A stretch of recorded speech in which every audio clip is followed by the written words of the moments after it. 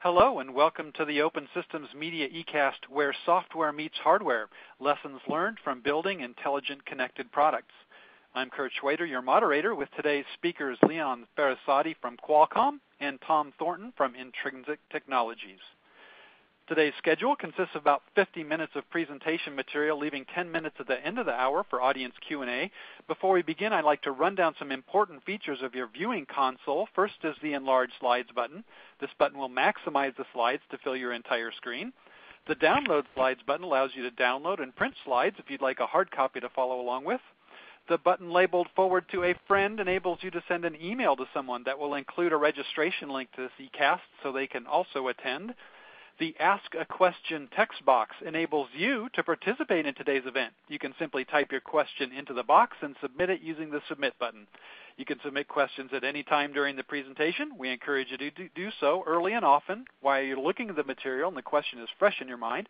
We'll address as many as we can during the closing Q&A, and if you have a question pertaining to the e-cast operation itself, you could submit those too, and one of our technicians will be happy to respond to you during the e-cast. Our speakers today are Leon Ferrisati and Tom Thornton. Leon is a Director of Product Management for Qualcomm Technologies within the IoT business unit, where he's responsible for the Snapdragon embedded computing products. Leon has more than 15 years of experience in various design engineering and product management roles in the computing industry. Prior to joining Qualcomm, he spent 6 years at NVIDIA Corporation, where he served as product manager in charge of graphics processor platforms. Leon holds a Bachelor's of Applied Science in Computer Engineering from the University of Waterloo in Canada and a Master's degree in Management Science and Engineering from Stanford. Tom Thornton is a Solutions Architect for Intrinsyc Technologies, where he's responsible for system architecture development and client technical engagement.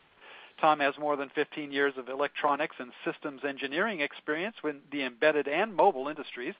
Prior to joining Intrinsyc, he spent 5 years at Light-Based Technologies, an LED startup focused on smart lighting solutions, where he was responsible for product architecture and customer technical solutions, as well as 8 years at Motorola, where he served as a senior design engineering, developing next-generation cellular network equipment. Tom holds a master's degree in electronics engineering from the University of Wales, Cardiff. Welcome, gentlemen. Leon will be kicking things off today. Leon, the floor is yours. Thank you very much, Kurt. I would also like to welcome everyone to this webinar. It's a pleasure to be here.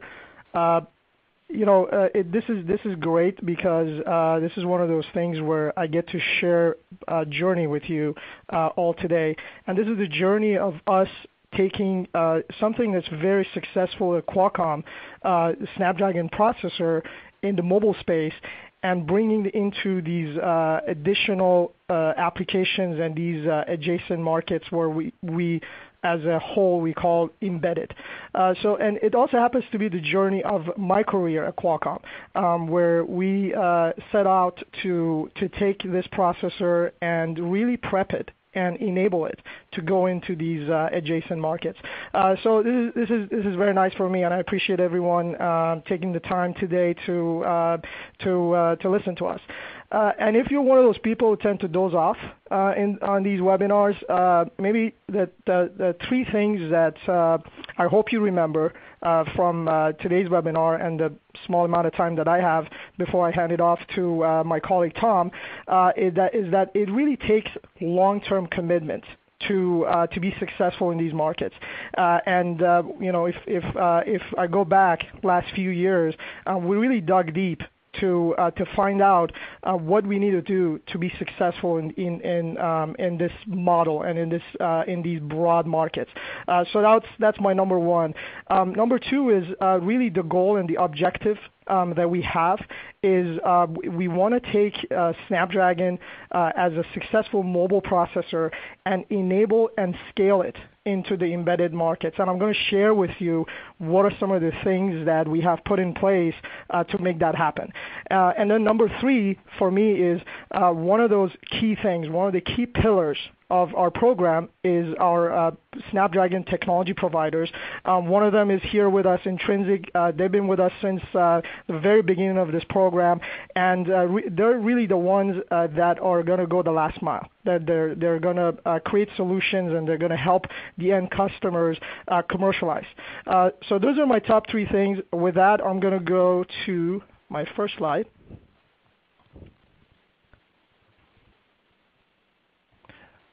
So I really like this slide because we all talk about Internet of Things or IoT, and this slide to me illustrates just the broad scope of IoT. The fact that everyone has a different number and everyone thinks of it maybe slightly differently. Some folks include software, services, cloud. Some folks are talking about devices. But if you look at the numbers, it's interesting. They all end with the letter T, and that tells me that everyone agrees on one thing, that this is a huge opportunity, and there's a lot of ways to be successful and to be part of this wave that we call IoT. From our perspective, from Qualcomm's perspective, I think we have a number of technologies that we have in our umbrella for IoT. So we look at it from anything from a connected sensor all the way to a device that has high-level processing capability with a high-level operating system. And that end of the spectrum is where we believe Snapdragon is going to play and be very successful. Now, I mentioned this. I mentioned that we are leveraging the technologies that we created for mobile, for smartphones. And one of our key strategies in the smartphone space was to take a number of advanced technologies like CPU, GPU, location, connectivity, multimedia, and integrated into a single SOC. And that has a lot of advantages. It gives you a lot of leverage to improve performance, to improve energy efficiency, and also be able to have a small size SoC that can do a whole lot of things. So that was more of the recipe I think that made us successful in the smartphone space, and we're really bringing that integration and that integrated SoC into the embedded space. And then if you look at some of the areas where we're seeing a lot of interest from the industry on Snapdragon processors, it's very broad. You have anything from robotics, and robotics obviously is also a very large field where you have industrial robotics and drones and all that stuff, to medical imaging devices where you see those large hospital equipment. A lot of times there's an advantage to make those devices more portable and take it to remote places. So it varies quite a bit. Anything from small little wearable devices with intelligence all the way to large industrial applications. We see opportunity for a processor to play a role. And so now on the back to the technical side of things. So it's great. There's a lot of applications where we think Snapdragon is going to play, but there are going to be some challenges, and these are the type of challenges that we have been studying over the last few years, and we have engineered our embedded program to really reduce the barriers to using our processor. So obviously, in many of these applications, you need high performance in a very small form factor. A lot of times that's a requirement. You also have low power requirements. A lot of these IoT devices are battery powered, where energy efficiency is really important. You don't want to carry something, or you don't want to have something that's going to only last for a couple of hours. So that combination of performance performance, small form factor, and low power obviously plays into the strength of Snapdragon. But then on the other side, you also need to be able to take this processor and really design it into your product. And as an engineer, I know what some of those challenges are. And we went in and we looked at how can we make it easier, whether it's through these SOMs, these what we call system on modules, where you can take those, or a single board computer where you can take those and easily incorporate it into your product, or if you are creating a new design from scratch, giving you all the tools and everything you need in order to be successful.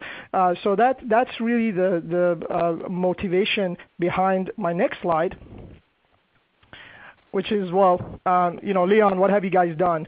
What are you doing differently for embedded versus your kind of core mobile smartphone offering? These are the main ones, and I try to basically group them into 8 things. And number one, and this is really one of the first things we realized, was we couldn't do this on our own. We needed partners, and we needed folks to that could be could go after many different verticals, could go create solutions in different regions and different types of applications. And we realized there's no way that we can do this on our own. So Snapdragon Technology Providers was really one of the first things that we put in place. The other thing we kept hearing when we first started this was longevity. If you look at one of the key differentiators of the broad embedded versus the smartphone market is that the design cycles tend to be longer, and the product cycles tend to be much longer. So putting in place longevity on specific Snapdragon processors where we could commit to long-term availability was one of the main things that we started working on, and we have put in place for our embedded portfolio, which I'm going to talk about really quickly in my next slide. And then the rest of this is some of the things that are proven in the industry. For example, having a very strong ecosystem around components, around software. Also having a community board. I'm going to talk about really quickly in my last slide. And finally, having a distribution partner. So we have been working strategically with Arrow Electronics on making all our solutions available globally to the broad markets. So these are some of the key ingredients that we have been working on, and I'll be happy to expand on any of these if you'd like in the Q&A session. The two processors, I will not get into all the details of the processors because we have all of this on our developer site, developer.qualcomm.com. You can go and look at the two processors that we have enabled in this market, Snapdragon 410, Snapdragon 600. These two have a lot of great characteristics from performance standpoint, from feature set, as well as that longevity, that long life cycle that I talked about. And then I mentioned our community board. Again, one of the most important things for us was having a strong ecosystem around our Snapdragon processor, and we realized that we need to have a centerpiece in order to enable the community. And the centerpiece for that, and we are going to do a community board for each one of our embedded processors, the first one being Snapdragon 410. We have created Dragon Board 410C in partnership with Arrow Electronics, as well as 96 Boards, which is a hardware subsidiary of Lenovo. And what we've done here is we adopted the 96 Boards standard, open hardware standard, and we put out an inexpensive board available globally, running multiple operating systems. So you have Android, Linux, and Windows 10 IoT running on this one board. All of the documentation as well as software, and everything you need is available publicly on our developer website.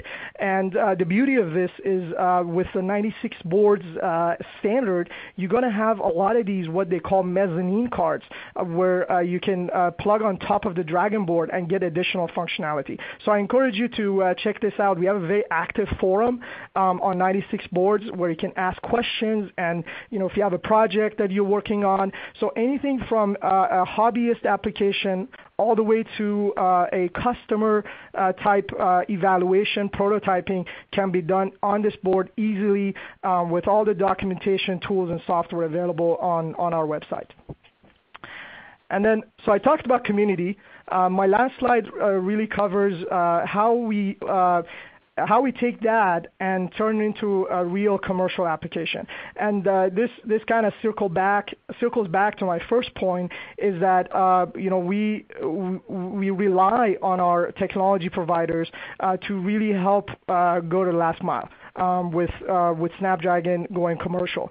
So this is the concept of, and my colleague Tom is going to go through this, is a number of modules and single board computers based on our embedded processors where you can take and just create your product around it. The hardware is ready. It's ready for production. You can order it in any quantity you need, and you get the software, you get everything you need to go create a product around it.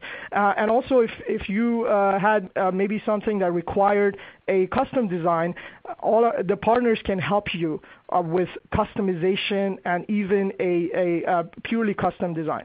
So really well-structured commercialization path from using Dragon board as your evaluation prototyping tool all the way to perhaps using one of the SOMs or the modules or the single board computers, all the way to creating your own product and procuring the chipsets from our distribution partner Aero Electronics. So that's the model. I hope, again, our hope and our goal is to see a lot of cool products. There's so many things we haven't thought of that could use our processor. So our goal is to see those and see some of these cool ideas go into production.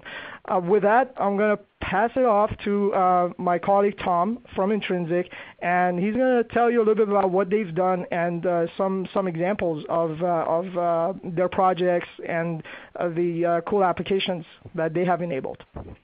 It's all yours, Tom. Thank you, Liam.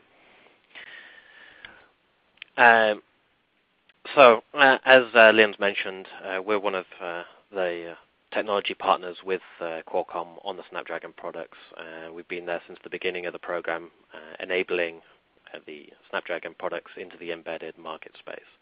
And what I'll be doing is talking a little bit about the process of and using these Snapdragon processors in the embedded market, how you go about selecting which Snapdragon, which SoC fits your specific product needs, how that reflects on what operating systems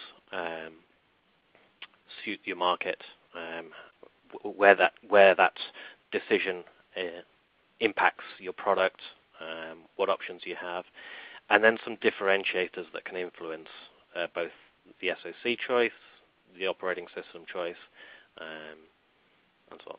And then I'd finish with a case study, so an example of one of the products that we've supported our embedded customers with right from concept through to production.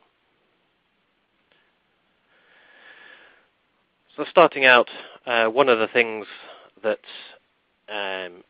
is perhaps different about the embedded market versus the mobile is the product range, the product offering is a wide variety of field. It's not just one product, it's not just a smartphone. And defining that product up front is one of the things that is key for the success of any product in the embedded market.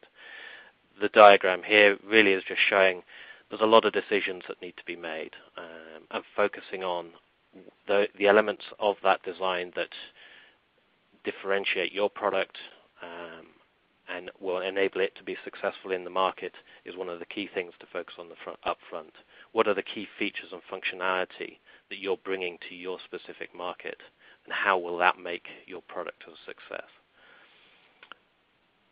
A corollary of that is how are you going to decide what are the must-haves, what are the nice-to-haves, how are you going to select the various options for your product and move forward. Things like within, as Liam mentioned, there are development kits, there are Dragon boards. We offer development kits. You can do things like field trials to evaluate your key performance requirements of your product. Moving on. Selecting the SoC. As Leon mentioned, there are lots of Snapdragon SoCs available. Two of them, which, as he points out, have been designated as long-term, designed for longevity parts. Qualcomm have put a lot of resource and development behind these two chipsets. They offer multiple operating systems, Android, Linux, and now Windows IoT as an option. There are a variety of dev kits. He mentioned one, the Dragon Board 410. There are others. We support dev kits, SOMs, that will take you from your development all the way through to production. The SOMs are production ready. And then there are another class of Snapdragons that we also support. These are more transitional. They offer different features, but the one thing that they do not offer is the longevity. So depending on your product, some embedded IoT products still, lifetime is not necessarily the be-all and end-all. Selecting the right operating system is one of the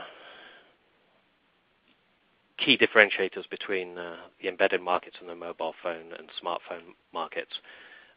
The mobile phone and smartphone markets obviously heavily dominated by the Android operating system, and all that breadth of support, features, of functionality is available on the Snapdragon processors coming to the embedded markets. But there are a few key differentiators between the embedded markets and the mobile phone that might push you to use a different operating system. There are questions like, do you need a real-time operating system? If your market really does require true real-time operating systems, then maybe you need to use Linux and with some of the real-time operating extensions. Do you have a legacy code base from pre-existing products that you need to port and the support in the field? As Leon mentioned, embedded products tend to have a really long lifetime compared to the mobile phone markets, and there's a extensive extensive library of features and functionality that has already been developed that you don't want to reinvent. That might push you to a different operating system. And then there are different markets. Some markets strongly favor one operating system versus the other. That might dictate which operating system you support. In terms of the three here that I have listed, Android comes with the whole support community, huge library support from the Android operating system. The media frameworks, the driver support is extensive. There's a regular updates to newer operating system versions, and there's a large third-party solution offering. So in a lot of cases, you may not need to develop from ground up a particular feature functionality solution. There might be a third-party library, a third-party application that you can leverage from the open source community. And in terms of Snapdragon features and functionality, because of the mobile phone heritage of the Snapdragon, features and functionality with respect to the Snapdragon, they tend to lead from the Android, and then Linux and Windows operating systems follow on behind. Linux, it's a very widely known, well-respected operating system for the embedded markets, supported on the Snapdragon chipsets. In terms of the embedded parts that Leon mentions, the 410 and the 600, the upscale community supports Linux based on Linaro. They offer BSP, development kits, and again, there's a wide variety of third-party libraries that can be implemented. And then there's Windows IoT, which is a new operating system, just been brought up on the Snapdragon 410.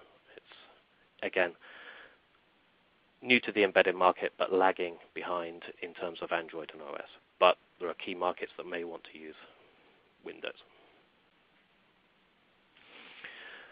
Now I'd like to talk a little bit about how you go about selecting which Snapdragon fits your market need, features and functionality of those different chipsets. And here I'll talk about three. I'll focus on three: the 410, the 600, and the 820. In terms of both hardware and software that may influence your decision on which chipset and which operating system you pick for your product. I picked these three, the two because they're the long-term support, and then the 820 is the latest and greatest Snapdragon offering on the market. The 410, it's a new 64-bit processor. It supports, as you can see, USB 2, 802.11 wireless. It offers dedicated I/O for both wired and wireless. Moving up to the 600, you gain faster I/O, you gain more I/O. Depending on your application, if you need to support multiple different devices concurrently, that's one advantage of the Snapdragon 600 that you might want to be considering. The 820, the advantage here from both wired and wireless connectivity options, you get much faster. You go up to USB 3. You gain PCIe. You gain multiple PCIe interfaces, and then you gain the option of even faster wireless standards with 802.11ad. Connectivity, you're pushing. The capabilities of the chipsets increase from one to the other. You get a larger number of I/O, and you get faster I/O. And in both cases, in Android and Linux, network and connectivity options are well understood, well supported. Obviously, the underlying aspect of Android is Linux, so reference drivers from peripheral component vendors can either be used directly for Linux or very easy to integrate into an Android operating system.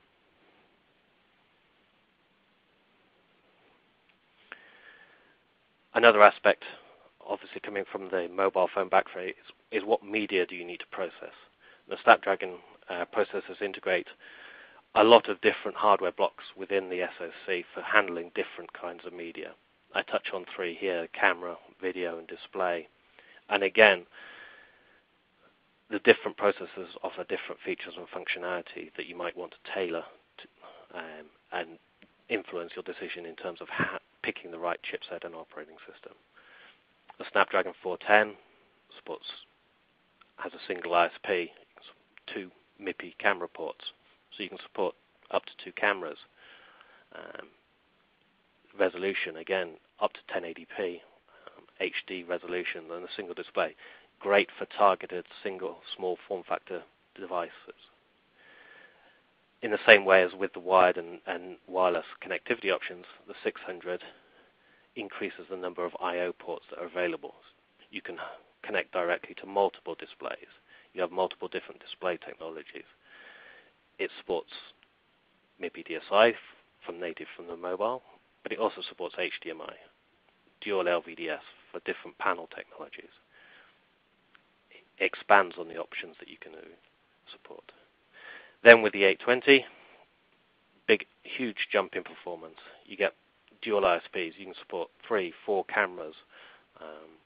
You support 4K, the Ultra HD resolutions at 60 frames per second. You support newer codec standards for bandwidth and efficiency. So that combined hand in hand with the faster I/O and faster wireless and Wi-Fi means you can live stream high definition content. Your connectivity options are vastly improved. In terms of operating systems, again, big advantages here for Android, obviously coming from the mobile phones. The framework, the applications, the support for all these advanced features, it has already been developed on the Android side. Linux, again, it can be developed. the support is there at the base level, but you need to be thinking about you're going to be needing to implement frameworks, applications,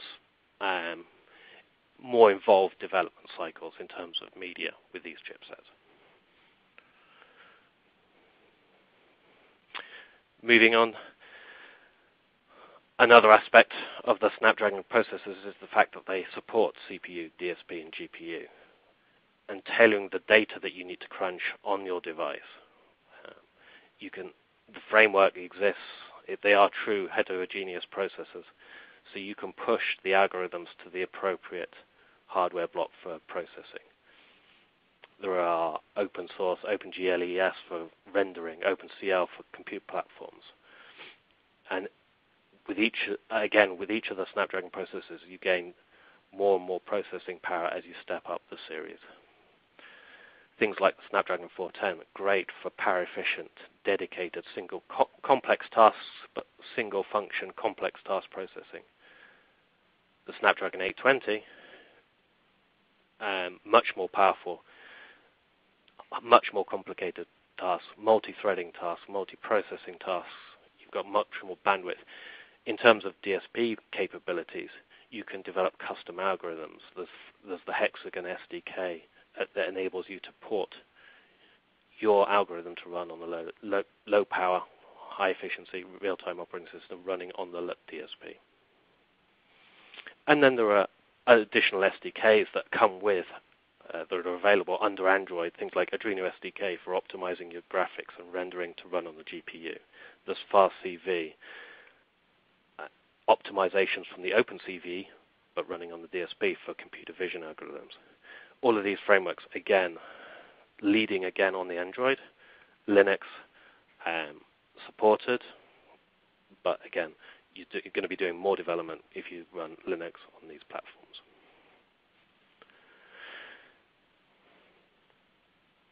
With bearing those things in mind, I'd like to talk briefly about one case example in terms of a development of an embedded product from concept to production that we've implemented with one of our clients. This is a glasses-free 3D TV. The client had been developing their solution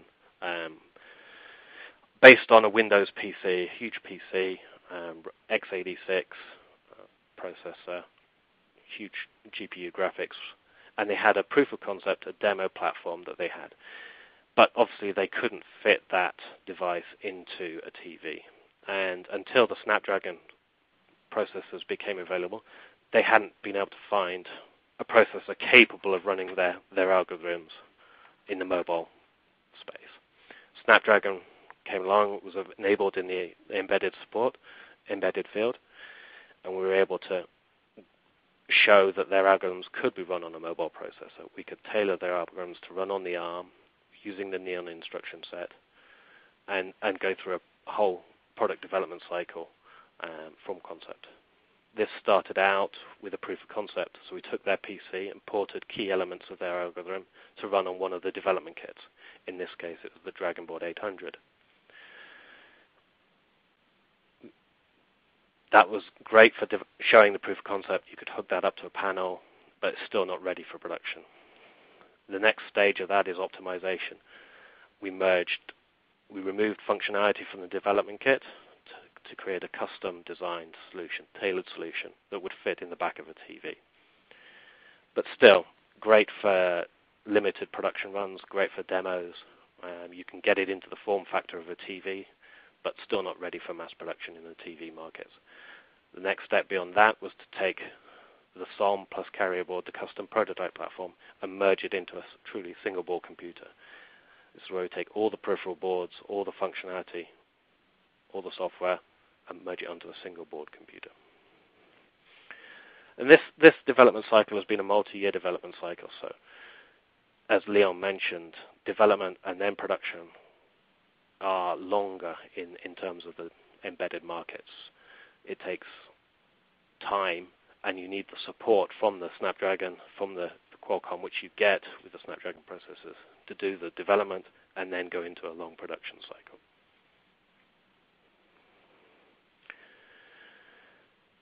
And finally, just quickly talking about who Intrinsyc is, what we do, what solutions we offer. We are a product development company. We offer a variety of development platforms based on the Snapdragon.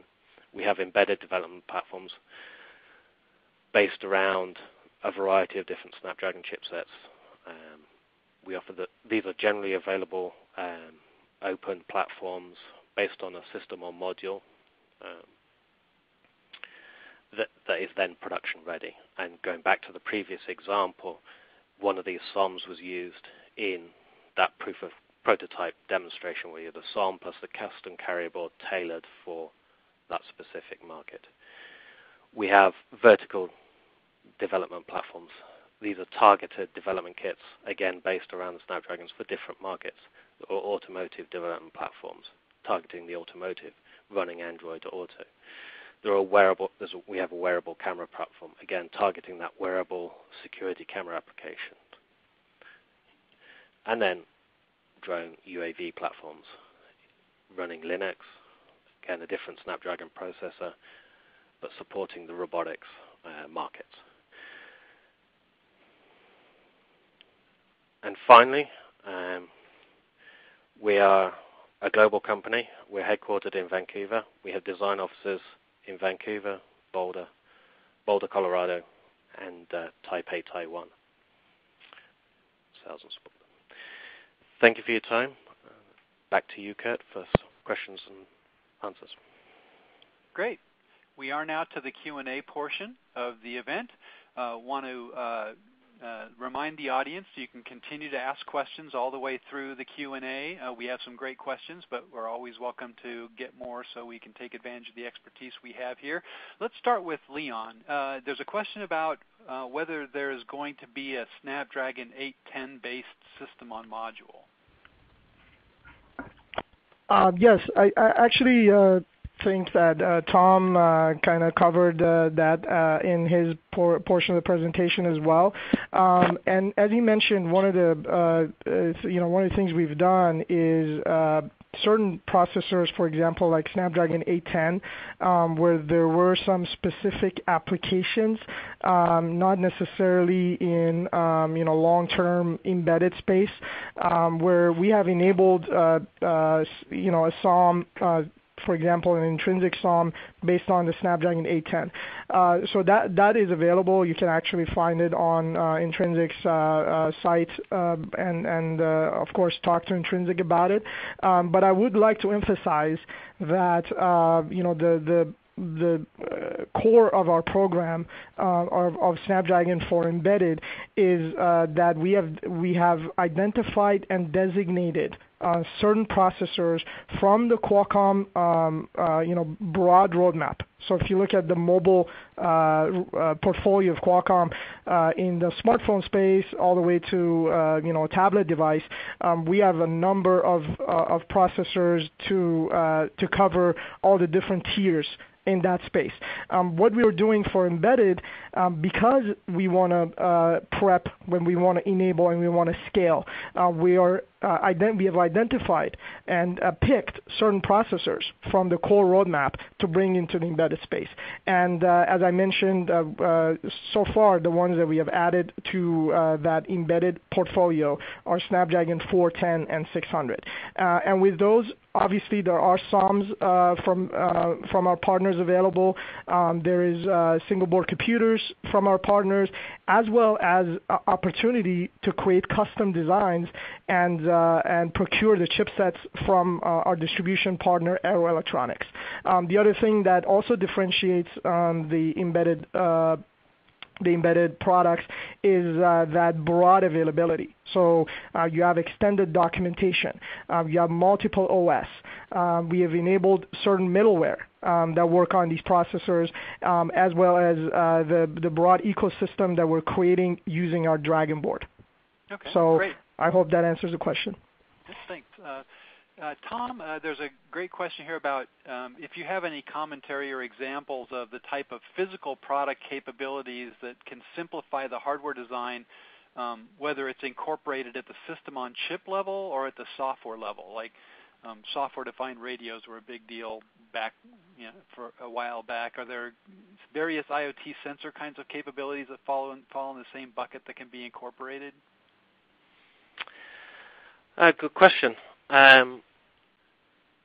So in terms of the SoC and chipset integration and the SoC and chipset level, the Snapdragon is a chipset solution. It's not just the SoC. It comes with companion chipsets, PMICs for power control, Wi-Fi, Bluetooth partner chipsets. And then there are other I/O and support chipsets for GPS, NFC, battery charging that can all be integrated into the physical product. In terms of other I/O features and functionality, camera sensors, multiple displays, are all native I/O features and functionality. Then there is an expanded ecosystem of silicon partners for things like Ethernet functionality, and other more typical embedded solutions. So there's the core chipset functionality that comes with Snapdragon. It may not be just the SoC, but the companion chipset that comes from Qualcomm. But then there's an expanded features and functionality that can be supported with third-party silicon that are integrated. And we spend one of the aspects of our support with Qualcomm and with the development kits is working with the silicon vendors to enable support and compatibility with their chipsets in conjunction with the Snapdragon processors. I see. Okay, great. Let's start this. I'm going to lump a couple questions together and start with Leon and pass it over to Tom when he's done. A couple of good questions revolving around security and IoT issues. So, with industrial IoT and those kinds of things, we're dealing with car automation. We're dealing with industrial assembly lines. We're dealing with robotics, things that can, do a great deal of damage or needs to be highly reliable, mass transit, that kind of thing. Leon, how can we imagine the success of IoT and ensure the level of security we need for these kinds of applications? Are there things built into the Snapdragon that kind of help with permissions or authentication, things like that? Sure. That's actually a very good question, and frankly, I expected that. And it's definitely a concern, and there's been a lot of news and press, obviously, about that as well. What I really like about our solution, and this goes back to kind of where we come from, which is the mobile smartphone space. And if you imagine for a device that you carry with you all day, you have all your information. A lot of us have pretty much all of our personal information somewhere on our phone. Security has been one of the highest priorities when we think about Qualcomm hardware and software. I'm not a security expert, but having looked at our security our security capabilities and what we call the Haven security platform. So this is kind of the marketing umbrella that really covers all the key dimensions of Snapdragon security. So there's the secure foundation, then you have obviously content protection, malware detection, and authentication all built on top of it. But if you look at the secure foundation on Snapdragon and the type of things that have built into it, from secure boot to trust zone to all those, various different mechanisms. I think, and I believe we have one of the best solutions because of that mobile heritage. And we're bringing all of that. The beauty of our model is we're taking technologies that we have invested in heavily to enable the smartphone platform, bringing all of those along with us into the embedded space. And I think security is one of the key ones, and is where we're going to be very strong in this emerging IoT space. Great, that makes a lot of sense. Tom, building on that, I guess there are some capabilities built into the chip and some of the middleware around that. Does security need to go all the way up through the application? And in terms of hacking attempts, denial of service kinds of things, can you comment on how you might be able to handle that within this realm? It does, absolutely.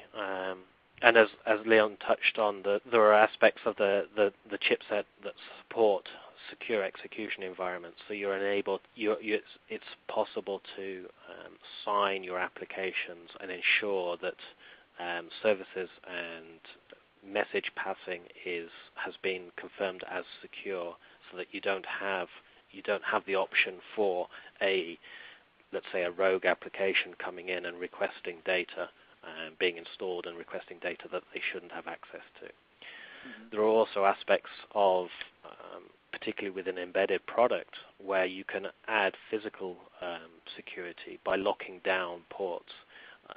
A lot of embedded products have a perhaps more limited use case. They're not general open platforms that you expect customers to install third-party applications on, perhaps. So there are aspects that you can do in terms of the physical design to lock down access to the platform, so that you can't load a completely different BSP onto the platform. There are also, as been mentioned relevant in the news recently, there are features and functionality in the hardware that are capable of full disk encryption, particularly with Android now almost mandating that from Android 6.0. You can support full disk encryption to secure the data that is stored on the device. Okay, great. And in terms of, there's a question about somebody needing a production monitoring system with live camera stream in that kind of it sounds like it may be an industrial IoT space. Are there reference designs available for that kind of application? And maybe more broadly, are there resources that you can go find to be able to understand if they're in terms of camera recording, streaming, live inspection?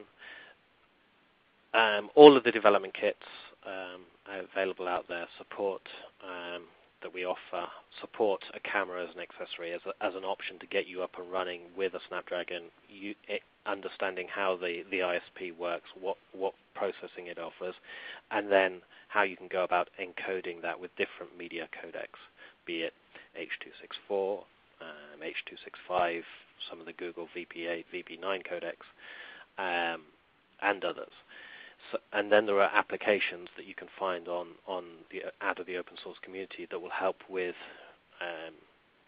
the streaming aspect of that video.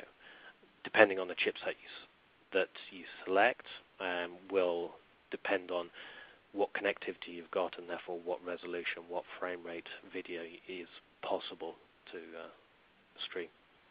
Okay. And building off that, Leon, in terms of the platforms itself, if you start with a dev platform, are there schematics provided, starting points, so that they can do modifications, alterations for their final design? Yeah, that's a great question, and that to us, and again going back to our goal to enable and scale, it's really important to give the developers, the makers, what they need to be able to design their product, also to test and debug, and having schematics is obviously really important. So if you go to our community board, that's the Dragon Board 410C. There's a couple of places where you can get documentation and resources. We have our developer.qualcomm.com. That's where you go and get Snapdragon-specific documentation and tools. And we have a link, I believe, in the slide deck where you can go. It's the embedded computing section of Qualcomm Developer Network. You can see what has been made available for Snapdragon itself. There is another location where you can get everything you need for the development board, which is hosted on the 96 board's website. And on there's a number of interesting things that you will find in anything from the software images to board level documentation, including schematics. So the answer is yes, but I wanted to expand on the two locations that you can go and really find the information you need, whether you're developing software or you're developing hardware. Okay, great. Tom, in terms of IoT, industrial IoT or IoT, is there any kind of preference or guidelines people can use to know which operating system might be better suited for their specific application for, like small form factor wearables, for example, versus industrial IoT applications? Any rule of thumb or lessons you've learned there? I wouldn't say there's a rule of thumb. I would say that the top two favorites are definitely Android and Linux, based on the community knowledge, the third-party libraries, the examples that you'll be able to find of solutions and reference drivers and devices in the open source community for both platforms. Between which of those two you select, there are many things that can influence you one way or another. As I touched on in my presentation, the Android media framework, so if your IoT device is dealing with image or video data, then the Android frameworks are very advanced for that aspect, so it will give you a significant jump start on your development.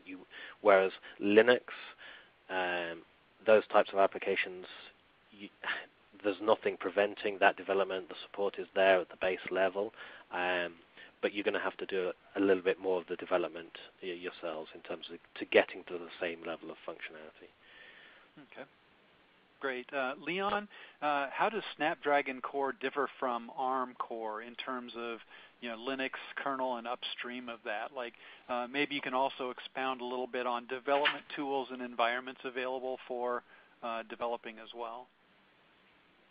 Yeah, sure. So there's a fairly long answer to that, but I try to maybe shorten it in the interest of time. So what we've done is, if you look at the broad Snapdragon portfolio, in some of the higher end, more premium smartphone processors, we have an architecture license with ARM. So and in certain processors at the premium end, we have created a core at our own custom core, still fully compatible with the ARM instruction set, but with more performance and better energy efficiency.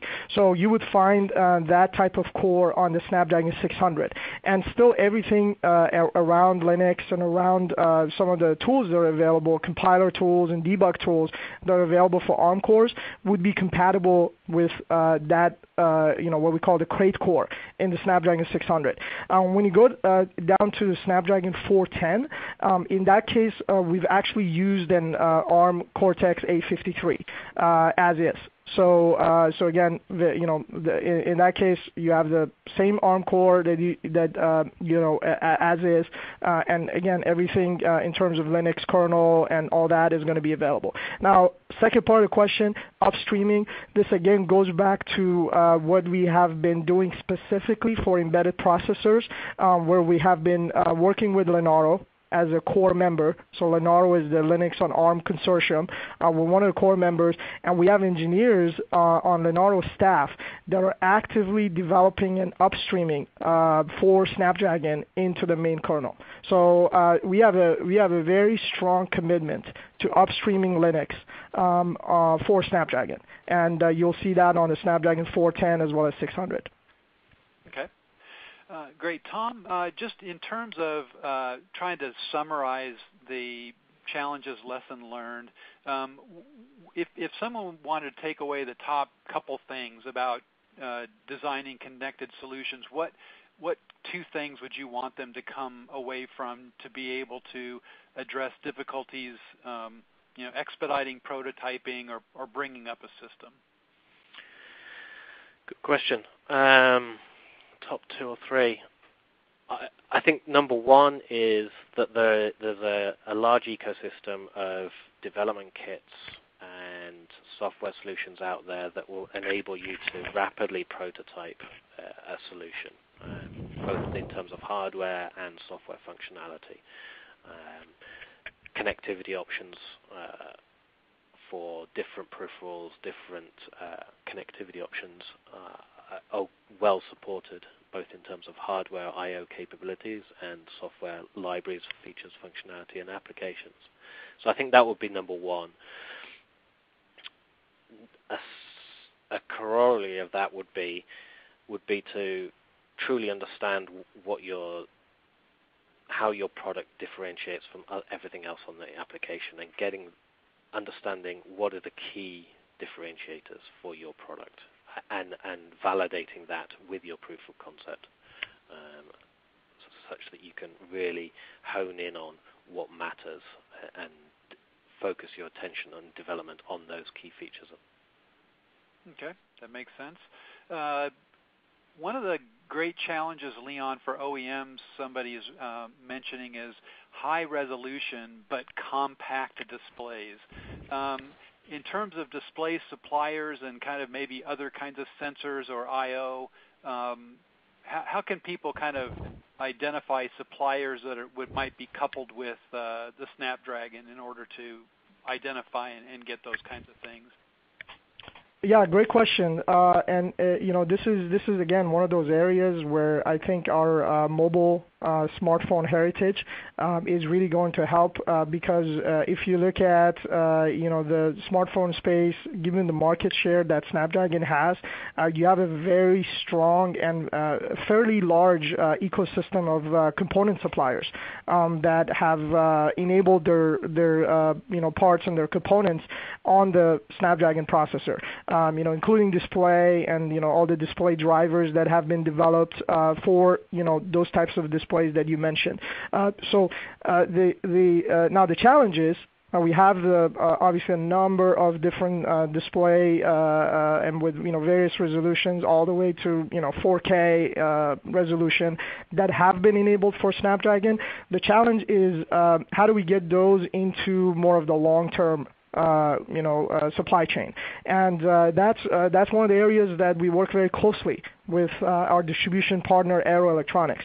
And the idea there is, as they offer Snapdragon into this mass market, into this broad market, also making sure that the component ecosystem around Snapdragon, from displays, from sensors, from cameras, all those things are also available, have been tested, drivers have been developed, and also available for the long-term supply. So again, the displays are available. What we have been working with folks at Arrow is how do we make that into a platform that can be made available to the broad embedded industry. I'd like to sort of back up Leon's comments there in terms of the chipset support, peripheral support with Snapdragon.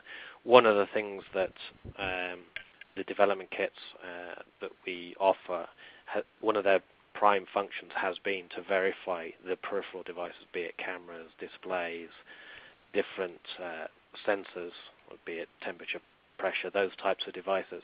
The silicon vendors use the development kits, and we support them in validating their performance with the Snapdragon chipsets.